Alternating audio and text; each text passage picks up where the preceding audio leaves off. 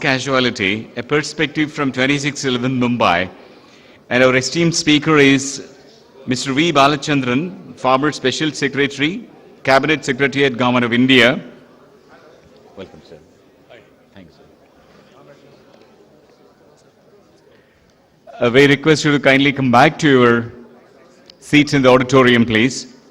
We have our former Chief Secretary, Shri SudhakarRao, sir. Welcome, sir. Thank you very much for joining us, and kindly be in the chair for this session, sir.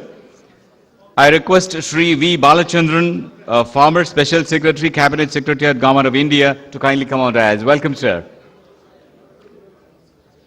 Thanks for joining us on the dais. Ladies and gentlemen, may I request your presence in the auditorium.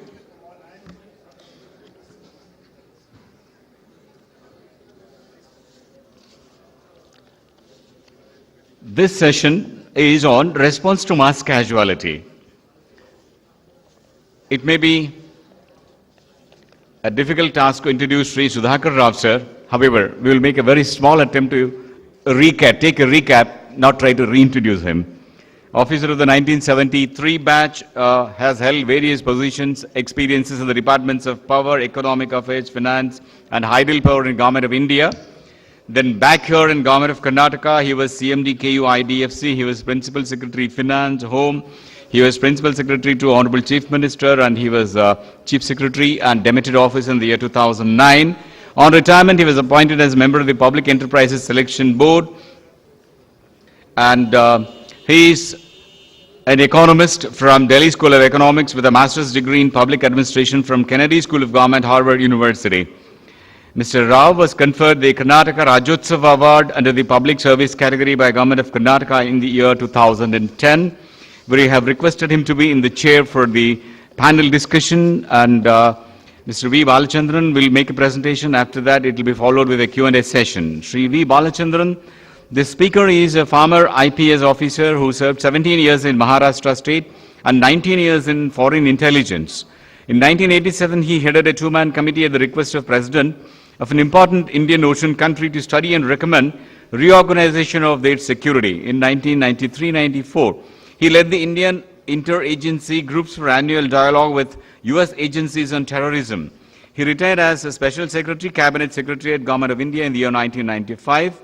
Between 2007 and 2009, he wrote several papers for the Henry L. Stimson Center for their Regional Voices project. His paper, Insurgency, Terrorism, and Transnational Trends, was included as Chapter 6 in their publication. He was member of the two-man high-level committee appointed by the Government of Maharashtra to inquire into the police response during Mumbai, November 26, 2008 terror attacks. National Geographic recorded his interview in their film, Mumbai Massacre, under their Seconds to Disaster series. He also spoke at the Gliscardin Program Conference on the Future of International Cooperation in Countering Violent Extremism, Oxford. He writes a regular column, Police and State, in the Sunday Guardian, New Delhi, which is also published from London as India on Sunday. We have Shri V. Balachandran to speak, and over to the chair for any remarks that he so wishes. Over to you, sir. Maybe you can switch on there. It's nice to be back in an audience like this with so many familiar faces. Still a lot of enthusiasm and, what should I say, sense of excitement in those faces.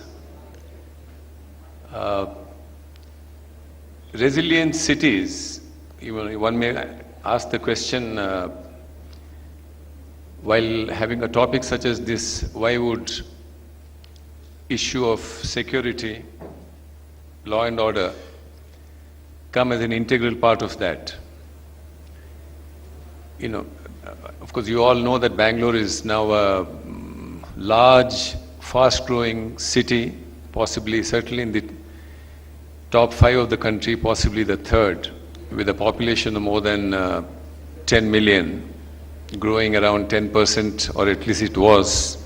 I don't know how fast it's going right now. And Bangalore is a brand which is known internationally. Many people know Bangalore, but they don't know Karnataka. Many people know Bangalore, they don't know South India. So it is actually, from the terrorist point of view or from the security point of view, a very, very important target. And it is of utmost importance that matters of security, matters of resilience when it comes to any attack or any threat to its law and order or security, not just from purely the law and order point of view, but in a broader sense, from several angles.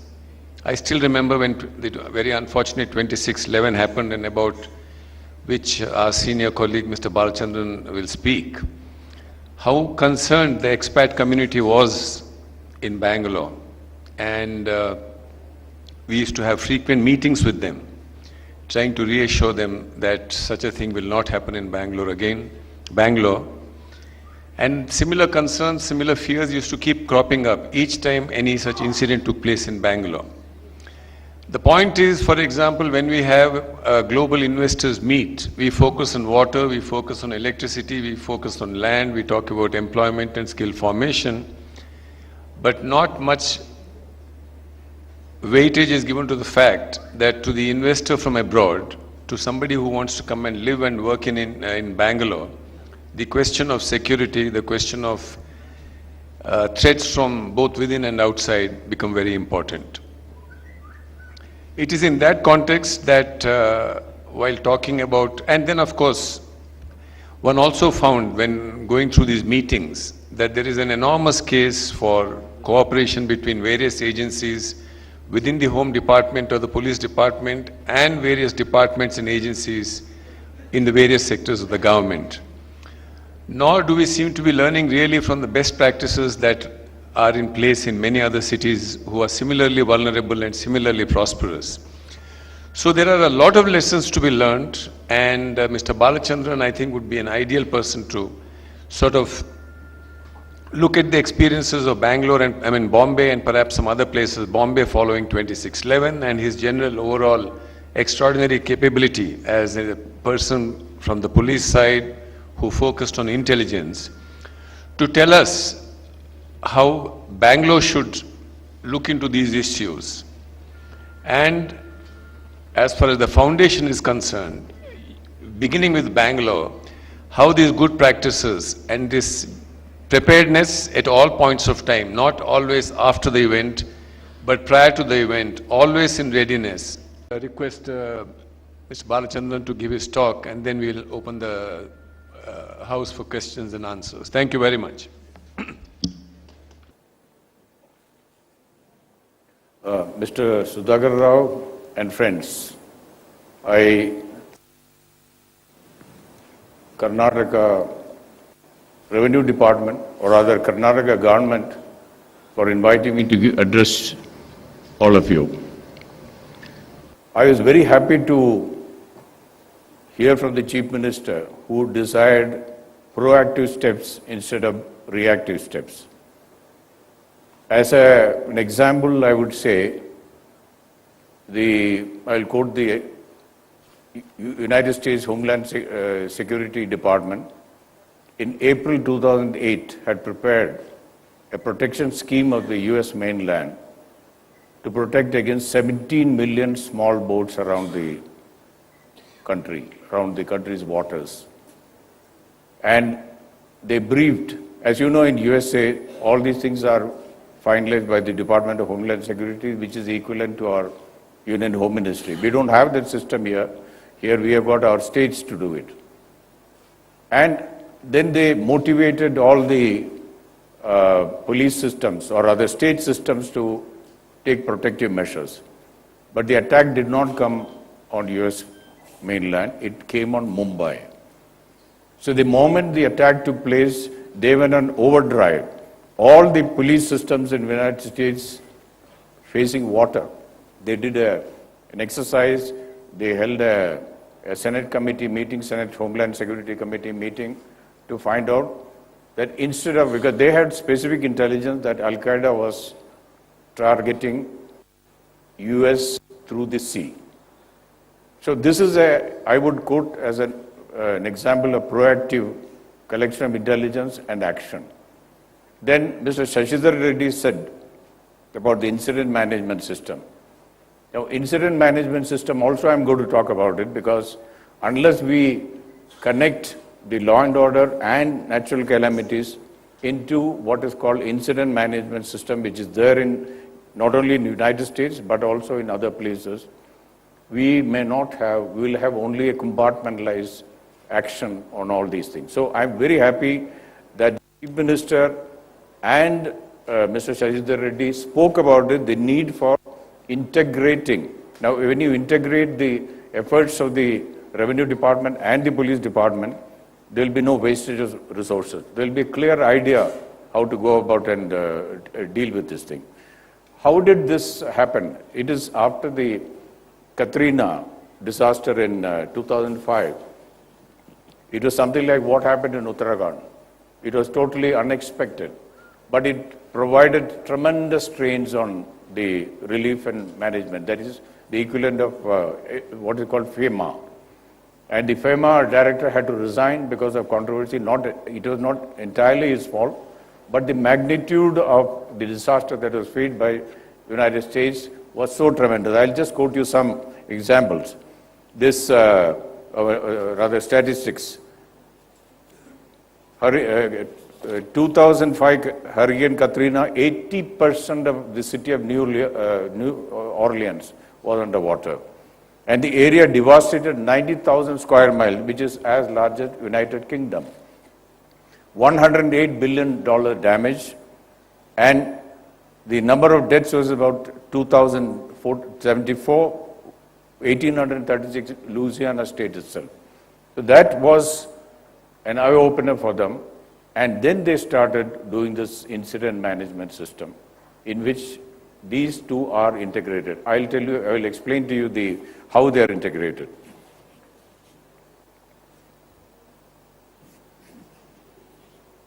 The theme paper prepared by Synergia mentions about the growing cities.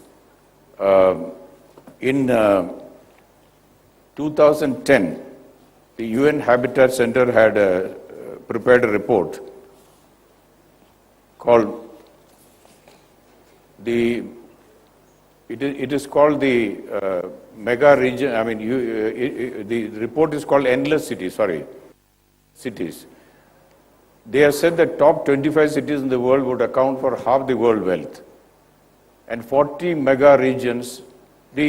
What is happening is, Mr. Shashidhar Reddy also mentioned about it, that the rural areas there is a migration which goes and then into the cities.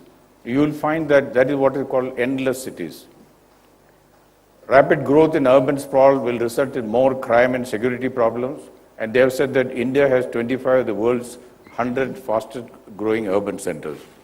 So what you see in Bangalore, what you see in Delhi, what you see in Chennai, these are all what has been going on for quite some time because of this particular trend. And they also said that by 2050, 70% of the world will be urban dwellers. So this is an important problem which we have to consider by planning for law and order or terrorist attacks or natural disasters or any other disaster which may come. There is a concept of traditional and non-traditional security issues. Unfortunately, in India, our security specialists have not done much studies.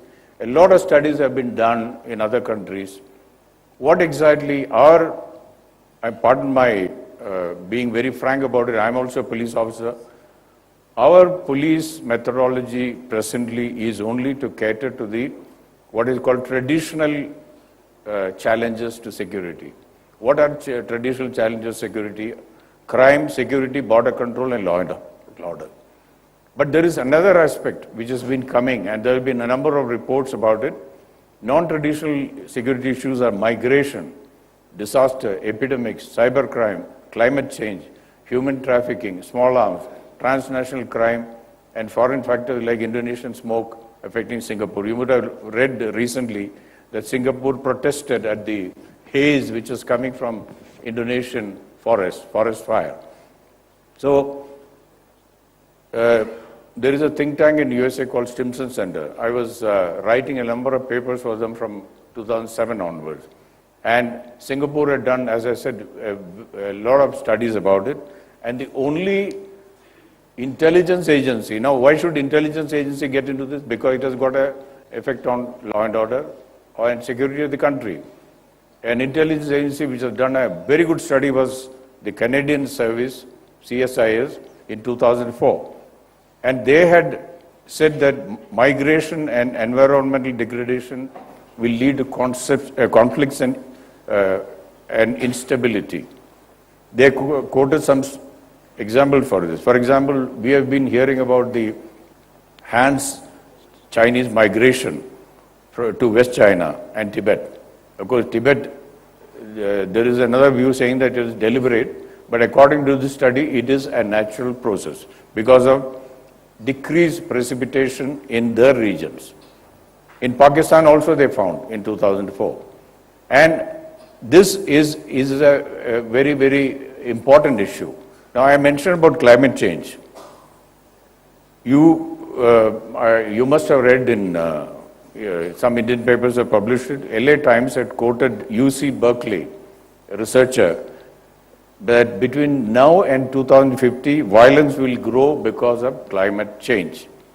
So this has, all these non-traditional factors have an effect on law and order, and we have to study, we have to consider these factors also. It has been very well ably put by a Harvard professor called Stanley Hoffman.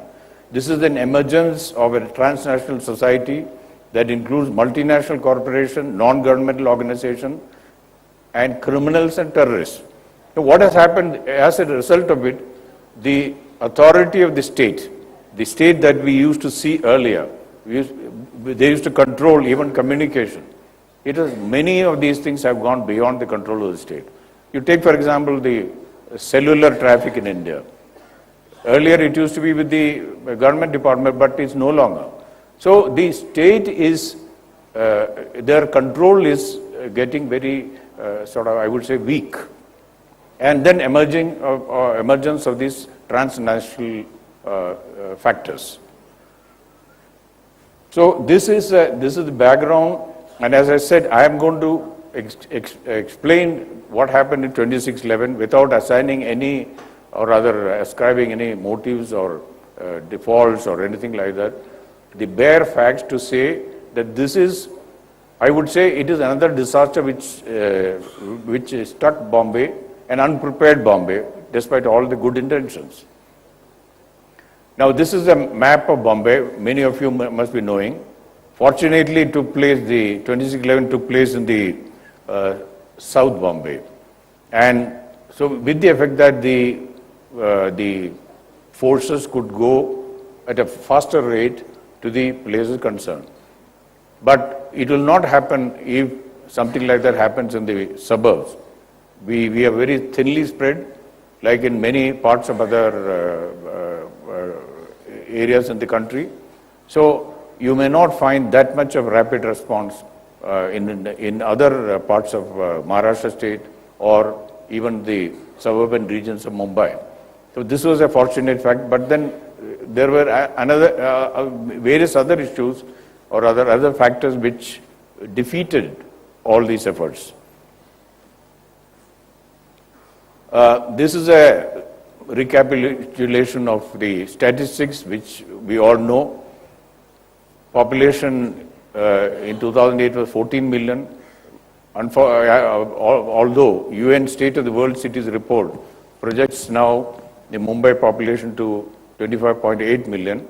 This is, and land area is so much, population density, 54% live in slums. Why I mention slums is because it is very crowded, and if disaster takes place, for the relief and rescue and also law and order, it will be very difficult to reach them. And this is again some more statistics about the daily commuter traffic. It's extremely difficult to check every backpack or every bag of a commuter. Imagine 7 million people going up and down by train, 4.3 million by the bus, So even the theoretical principles of security, like checking everything, having metal detectors, etc., just won't work in a city like Mumbai. That is a plain fact. So the only other alternative is for you to have a better intelligence system. How it can be done, that can be discussed later. Now, what happens in Mumbai? Now, this has been happening in Delhi. This is happening in Bangalore. This is happening in all other mega regions in India, as it is happening in other mega regions in the world. Flash riots and destruction of property when transit railway trains are delayed. Now, look at the number of deaths on the railway track in Mumbai. And Kurla is one of the most congested railway stations. Now they are building a walkway bridge from there to the long distance terminus called LTT, Lokmanya Tilak Terminus. And another big problem in Mumbai is if ambulances want to go, fire brigade engines want to go, there is no possibility of going because there is so much of traffic. So how do you do it? How do you get these people to the place? So this is another very big problem of a mega city, which again, because the traffic jams in Bangalore, everybody knows how difficult it is. Now, 2611 casualties I mentioned, 166 killed and 304 injured, and plus 4 killed on the high seas. Foreign nationals killed and injured were 25 and 21 injured. There was a report, or rather several reports in the foreign media that this was directly directed against the foreign nationals, which is not true at all. You will find that the next slide, the maximum number of people who were killed were in the railway terminus, what is called Chhatrapati Shivaji Maharaj Terminus, CST. That is the maximum number, not in the hotel. It was not. There was also a propaganda at that time that this was meant against the 5-star hotel. Not true at all. Now, casualties in 2611 were less than the earlier casualty, but the psychological impact of hitting Mumbai, 5-star hotel, the overseas propaganda, foreign nationals dying, all this gave it a very big sort of publicity all over the world. Now, I have given now these are the mistakes in, I would say, intelligence assessment. Some call it Pavlovian reaction, Pavlovian mental conditioning, whatever it is. Now, what had happened is that from 1993 to 2006, all the major terrorist attacks in Mumbai were with timed devices. What happens in those cases, even including the serial bomb blast of 1993, Dawood's, and 2006, 7 serial train bombs, 2009 dead. All these bombs will burst, and then the police will have to go there and then attend to it. Investigation, rescuing people, taking people to the hospital, etc. 2611 was totally different. It was a live situation. It was something like Katrina disaster, a live situation. Katrina disaster, it went on and on for a long time. I got the, it went on between August 23 to October 5. It was a live situation, the law and order and other things. Something like what happened in Uttarakhand, live situation. So there the responsibility of the police, of the administrative machinery is much more. So, but what happened was, when the intelligence reports started coming from Delhi, in fact, between August 7, 2006 and September 2008, as many as 26 intelligence reports came from central agencies about the likelihood of this type of attack, although it was not time specific. They never mentioned that it will happen in November 2008. They said this is going on, this is going on. Now, when I analyzed for preparing the report, I analyzed all the intelligence reports. What are the characteristics of 2611? One is it's a seaborne attack. The first time it has happened. Earlier there were attempts, but it did not succeed. First time was seaborne attack. And multiple targets.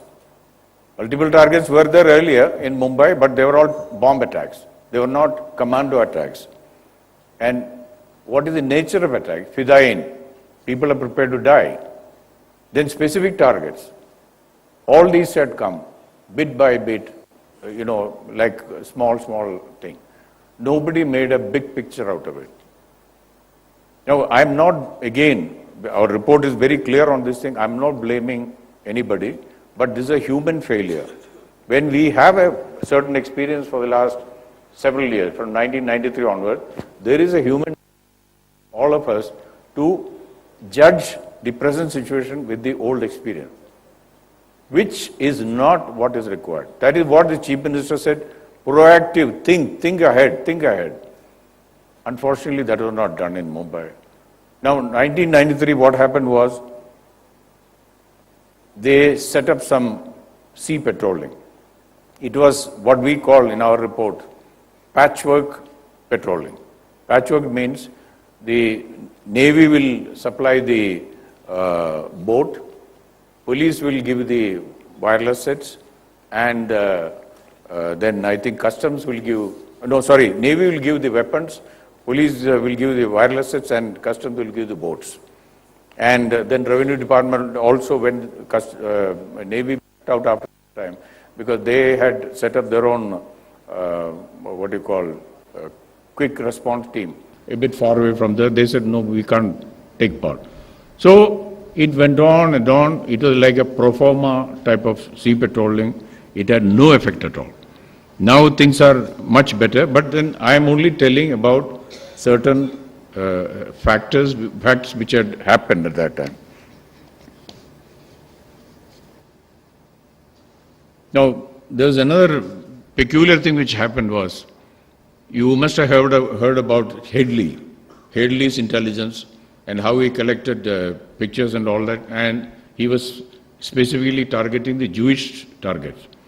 Now, this Nariman house is Chabad house. It is quite a famous religious moment in New York. Hardly anybody in India came to know about it. The local police station did not know that there is a hostel there. Now, in this Chabad, hostels all over the world, even in Beijing, there is a hostel. The people who are on the move, they go and stay there. Headley knew about it, and he specifically targeted that. It'll be amazing to know that even the local Jewish consulate did not know about Chabad hostel.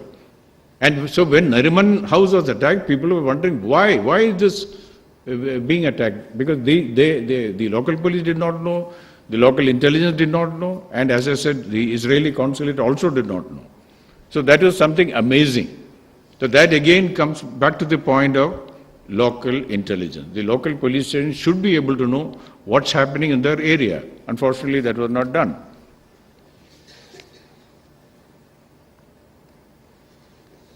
I have said already, what is new on 26/11, first time terrorists engaged in security forces in commando style, first time terrorists invaded from sea, first time they attacked luxury hotels and the elite. So when you attack the elite, naturally there is more publicity. And first time continued siege and mayhem, lasting almost 68 hours in South India. This has happened in Kashmir. Such type of attacks have gone on for several days, but we had no experience. How did the attack unfold? I have given very briefly what happened. Lashkar-e-Taiba prepared maps of target through Indian sources. Now, I don't want to mention the Indian sources because two of them, whom the Mumbai police charged, have been acquitted by the Supreme Court.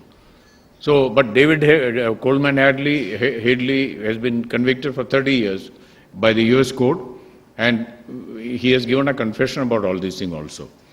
Californics VoIP, Voice over Internet Protocol, provided cell numbers of different countries in October 2008.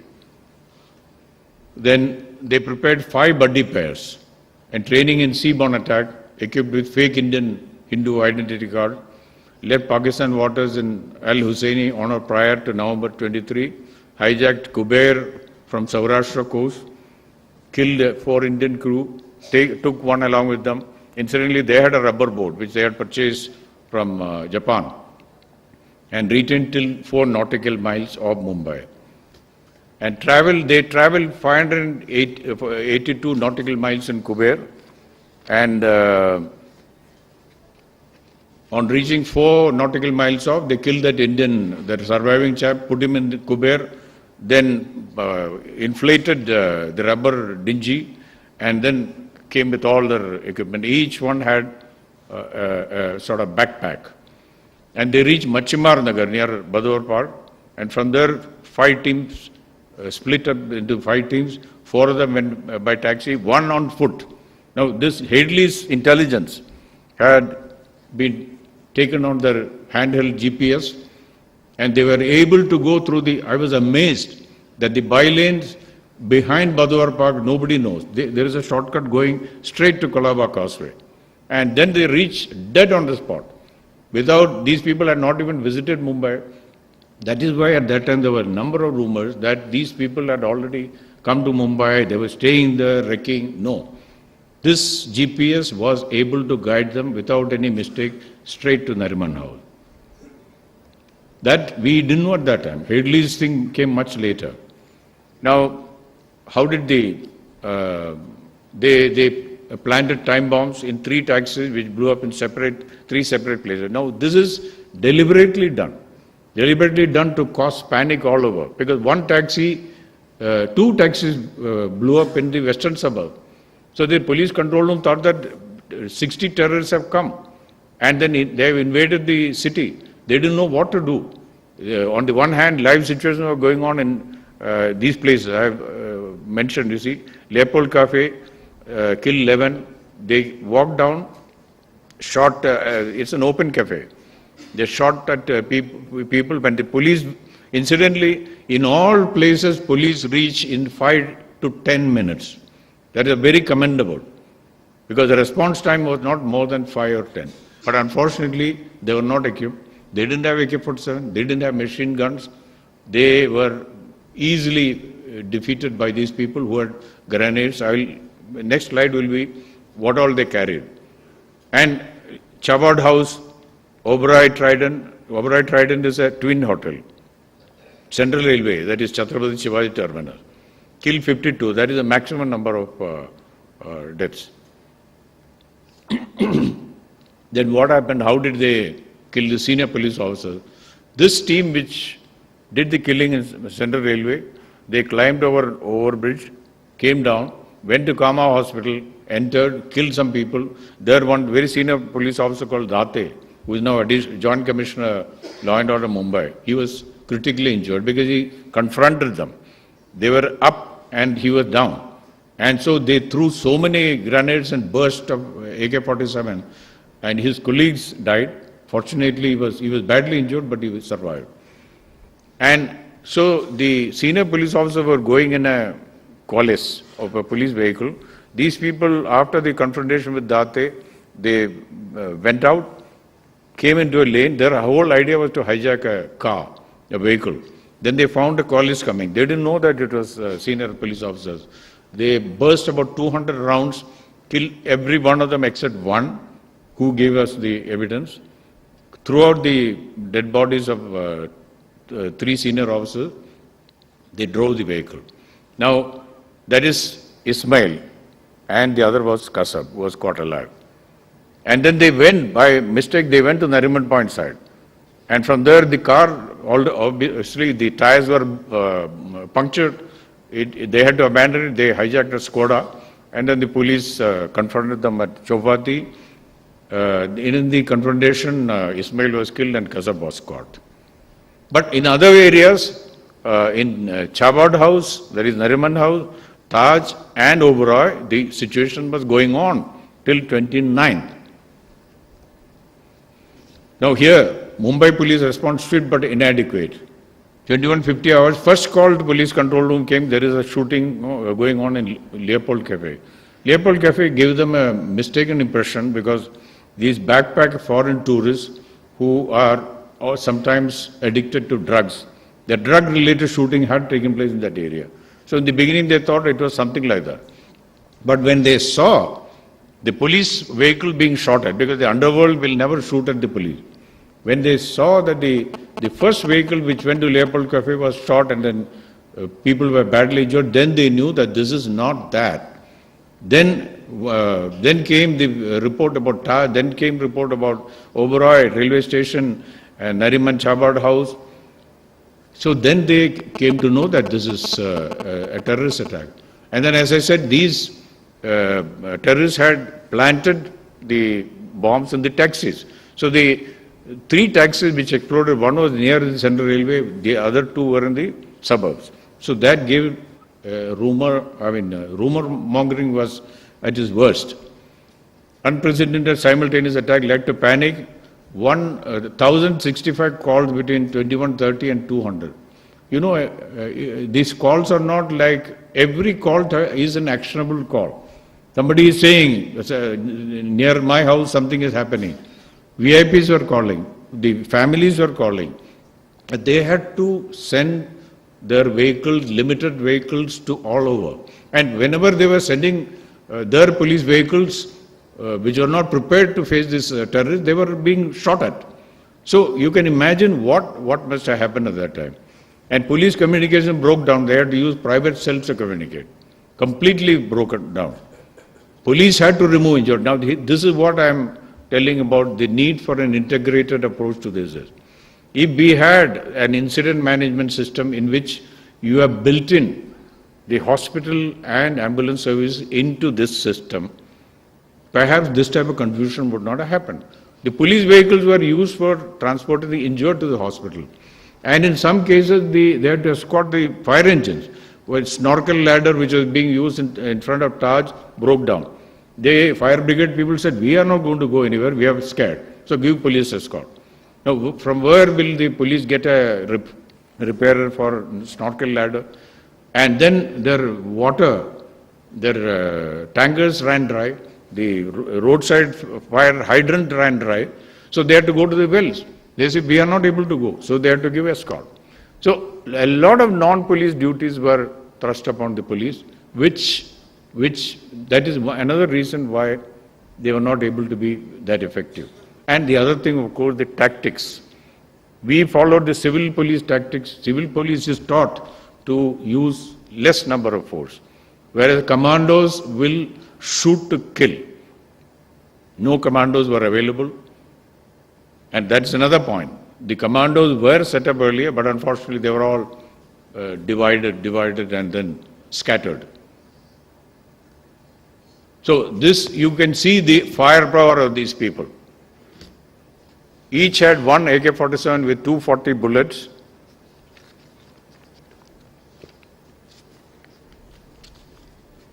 Ten grenades, one pistol with 14 bullets, Nokia handset, etc., etc. They had satellite phones. And then their tactics are unobtrusive behavior at first. They will come quietly, they will do a sudden killing, like all commandos attack. And then they will capture territory. They go to the top. In Taj, Oberoi, railway station and Chabad house, after the initial killing, they climbed up. When you are up, you have a natural advantage. Whoever comes, they will lob a grenade. Mumbai police had no grenade until the NSG came and started using grenade launchers. And then they were able to, but then NSG came much late.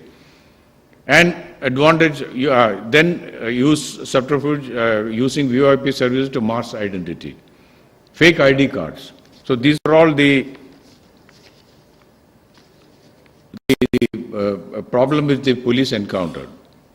Now, time bomb, which I already mentioned, the government should thank themselves that these people did not have intelligence. That was one of the big world conferences going on at Bombay at that time.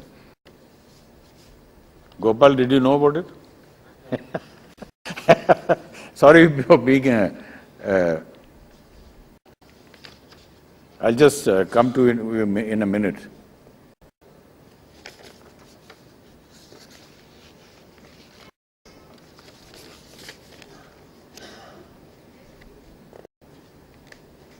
Had they gone to Trump, instead of to South Bombay. 200 world's best nuclear brains had met between 26th and 28th in Trombay. You see where Trombay is situated. So instead of the rubber boat being launched on the South Bombay, if they had gone there, they would have been able to kill an international catastrophe. It would have been. And one such person was actually, he became a victim. He was almost killed in Taj. His name is Mr. Vandrius. I believe in France, he's from France. Yeah, it is the 19th Annual Conference on Nuclear Technology, Role of Industry, November 24-26. About 200 of the world's big names in nuclear industry were attending in Trombay. Mr. George Vandrius and Mrs. Vandrius were caught in Taj because they were staying, after finishing the conference, they had come to Taj and they were caught in that they had to be evacuated. So, in a way, the nuclear industry did not suffer, but then a lot of innocent people died in Mumbai. Now I come to what is incident management system. The reaction of Michael Chertoff, at that time the United States Homeland Security Secretary in Bush administration, was that he, while speaking to Johns Hopkins on December 12th, he said the absence of an incident management as developed in US after 9/11 attack was clearly a major problem during the Mumbai terror attack, etc. What is the incident management system? I'll give you a brief history because Mr. Shashidhar Reddy also, he mentioned about this.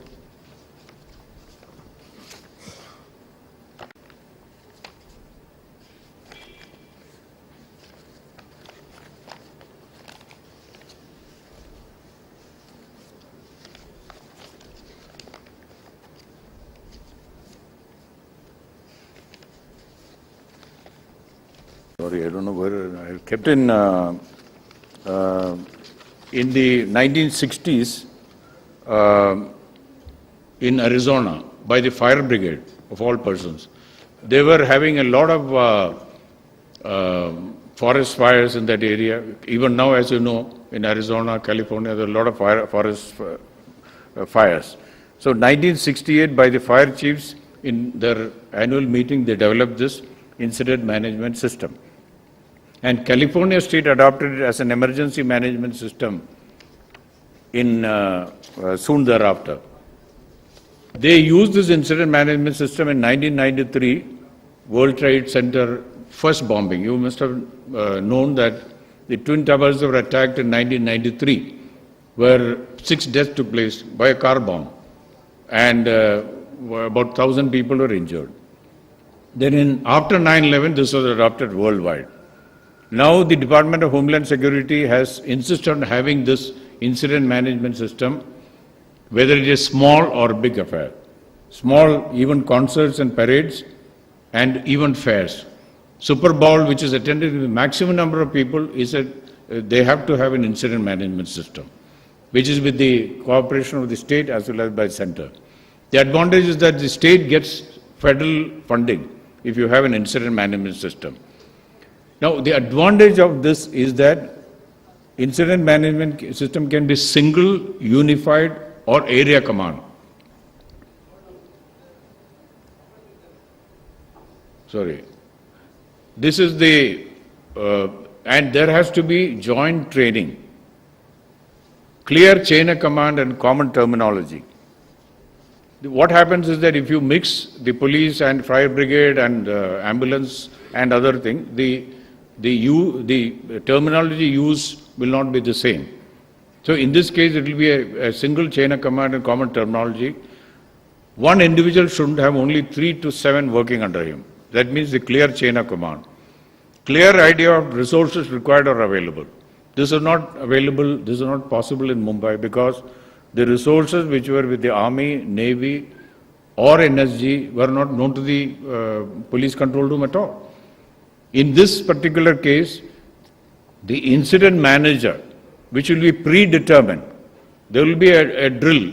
It can be a federal employee, it can be a state employee, it can be somebody else.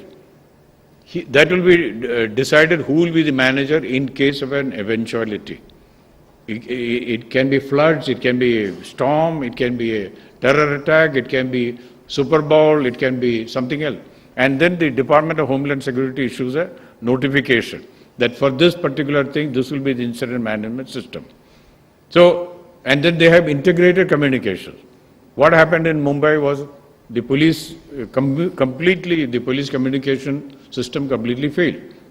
Here, this will be a dedicated communication system will be set up. Of course, as I said, in the case of Katrina, nothing could be done because it came suddenly. And it was such a disaster. But other things like these things can be managed. If you know very well that in Mumbai, this will be the incident management system in case of floods or a terrorist attack, everyone will go to that particular place and they will be very clear what they should do. And they have a safety officer. Safety officer is a man who will look after the security of the operational people. Are they facing any danger? Then there is a public information officer. And under him will be a joint information center. What happened in Mumbai was, you would have noticed that a lot of open TV broadcasts facilitated a feedback to the terrorist handlers in Pakistan. Now, this was, the media was very badly criticized because of that. That is because at that time, because of the confusion, the police could not organize the media briefing properly. They were caught by surprise. The media, of course, when there is not the fault. If in the incident management system, there is a dedicated media center, they will be there. The public information officer will brief them, getting inputs, so that will avoid going to the spot and then sort of circulating rumors and information. So for example, I heard this terrorist handler saying, "ये बोलता है, TV बोलता है, ताज में एक minister है, उसको जाके मारो." And then this later it turned out it was not a minister; it was an MP from Kerala. He was staying, but then one of our channels said there is a minister holed up in Taj, and the fellow sitting in Pakistan heard it and told. This was intercepted by people later. Now this cannot, I mean, if we have a proper media center, a predetermined, pre-assigned media center, this may not happen. And then the next is Joint Operations Center. It works, this Joint Operations Center, whether there is a situation or not, will work 24 hours, 365 days in a year. So, now the other thing is, Department of Homeland Security has also set up what is called fusion centers. Fusion centers are the centers, they are there in about 72 places in USA, in different states. In one state has got more than one. That is a place where the Department of Homeland Security as well as the local bodies, including municipality, including the police and others, they will assemble, assess the intelligence, sort of compare it with the intelligence they have got and make a big picture about is there going to be a terrorist attack at all. And this fusion centers and joint operation center in the incident management system are connected. So that there is no duplication, they know each other. They know exactly what's happening in the other thing. Of course, it may appear to be very ambitious here, but we can set it up. It's not that difficult. Only thing is we have to translate it in Indian condition where the center can only support to some extent, but the major burden will have to be borne by the state government. That exactly, as I understood, that is exactly what is the CM's mind. And that is exactly what Mr. Shashidhar Reddy also is hoping to achieve in Mumbai, I mean in India. So this Joint Operations Center works under National Operations Center, which is under Department of Homeland Security. There is a Director of Operation and Coordination. And this covers 50 states and 50 major urban areas. So you can see the spread, how they have done that. And my feeling is, unless we plan for these huge mega regions which are coming, we may still be, if we don't do something like this, or adapt it to our Indian condition, where there will be an integrated command between the relief and others, we may have serious problem in future. Now, this I already mentioned about police mindset and expecting only time, inferior weapon to attack, no overall commander. This also I said, that the intelligence report should have been converted for capacity building. That was not done. There is what is called open source intelligence. That also didn't give any idea to the police people. For example, in Kabul Serena attack in January 2008, exactly Taliban had attacked by entering, rushing inside and killing people, or Marriott Islamabad, for similar possibility in Mumbai. And there was another very disturbing news which came in the media, Times of India. Indian Coast Guard had apprehended a Lashkar-e-Taiba boat off Mumbai seashore in March 2007. Coast Guard did not share it with Mumbai police. Somehow these people were let off and they emerged in Kashmir. Kashmir police arrested those people. During interrogation they said, yes, we had come to attack Mumbai. So this is a thing, whether it is true or not, or they were telling lies, we do not know. But it is a fact that Lashkar-e-Taiba suspected boat was coming towards Mumbai. The police did not know about it, or rather the Coast Guard did not share it with them. I mentioned these things already. Faulty commando organization training. What had happened is Mumbai police over a period of time had built some special squads, but they were not available when this time took place because of certain operational mistakes. These commandos were split up. For example, there was what is called QRT, Quick Response Teams. They were split up and made, in some cases, even as bodyguards of senior officers when they were going for operation. QRT is not meant for that. A commando team has to work as a team. The commando, unlike an ordinary policeman, does not use his own intelligence. I'm not saying that commandos don't have intelligence, but they are trained in a particular way. They are trained in a particular way to attack a target under orders. The team leader gives him the order.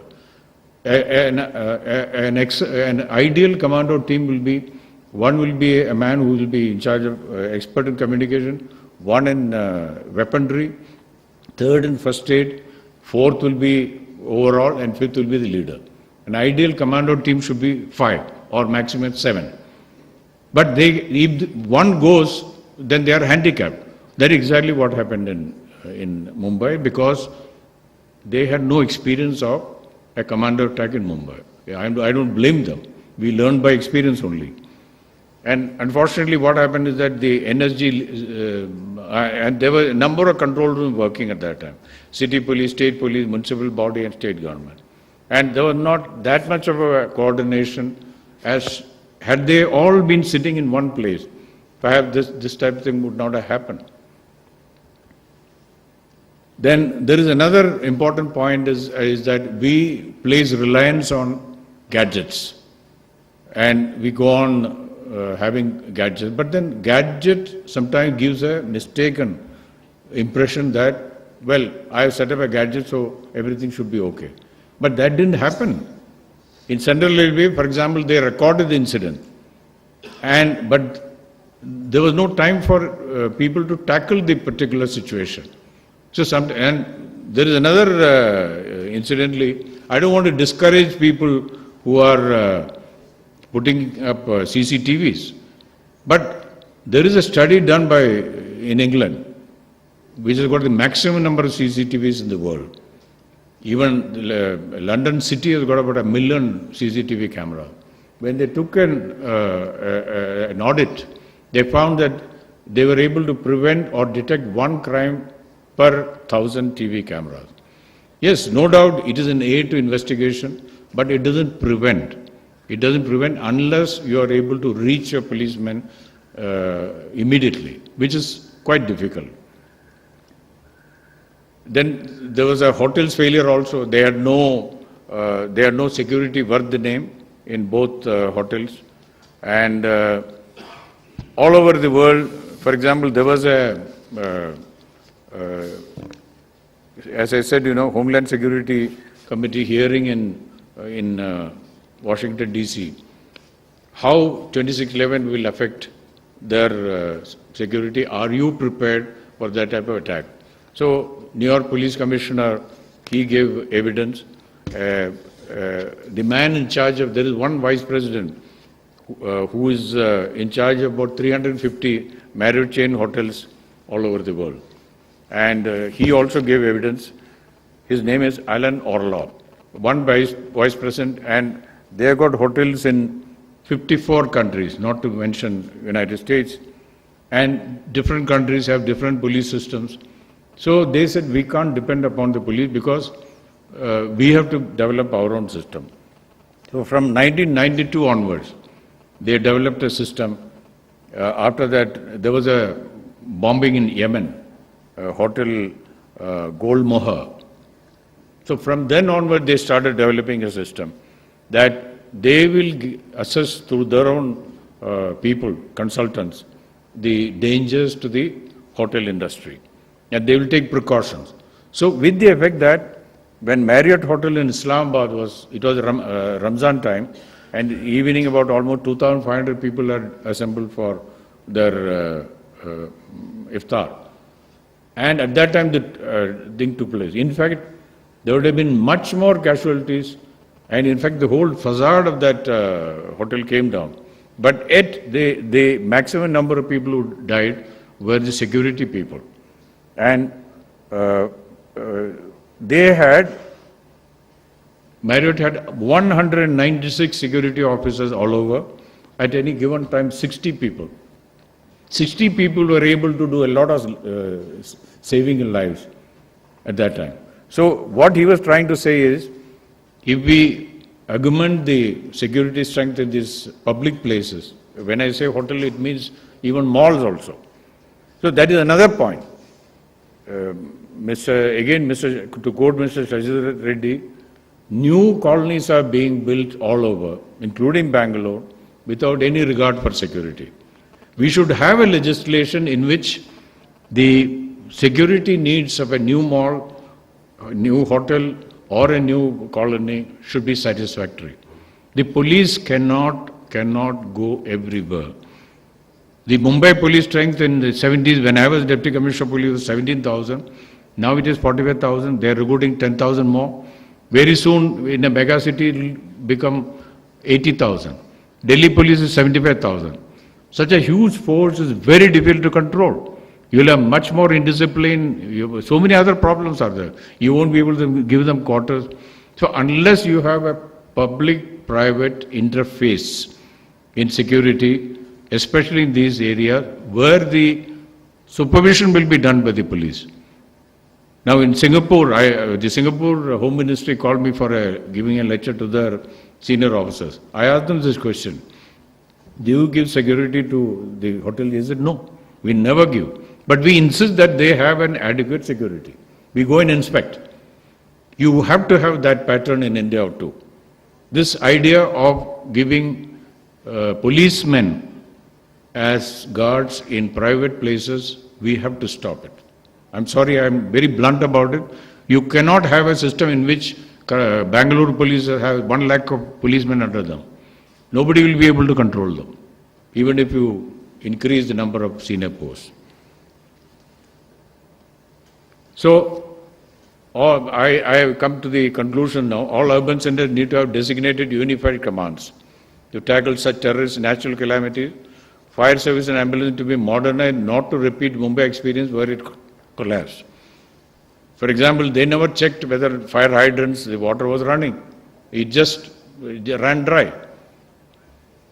Hotel fire service is also inadequate. In some of the cases, it led to flooding.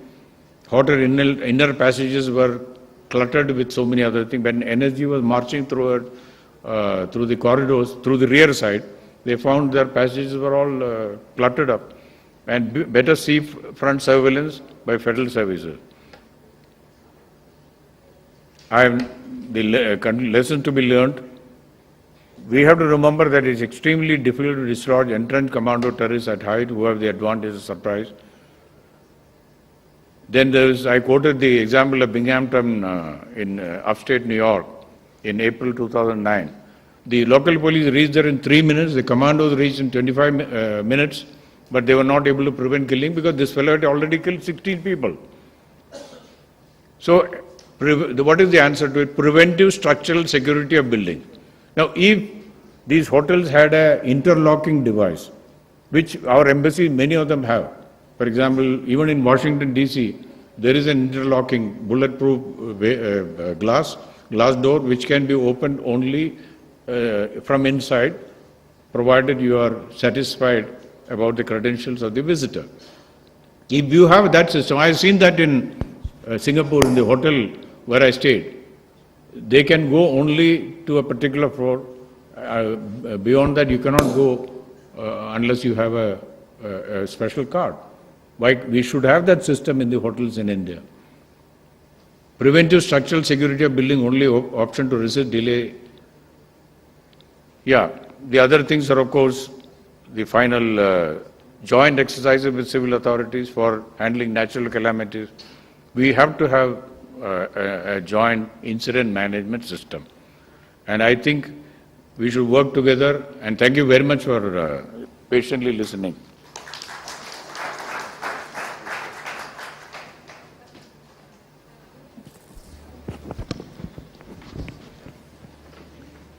Well, that was a very comprehensive coverage of 2611, which will always remain as a very dark event in our democracy, which of course needs to be used to draw as many lessons as possible so that these things don't repeat themselves.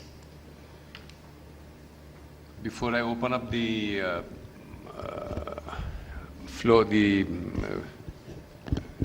session for questions and answers, I do feel, Mr. Balachandran, that one issue facing administration is that the question of security itself, I think, is not taken very seriously by most of us.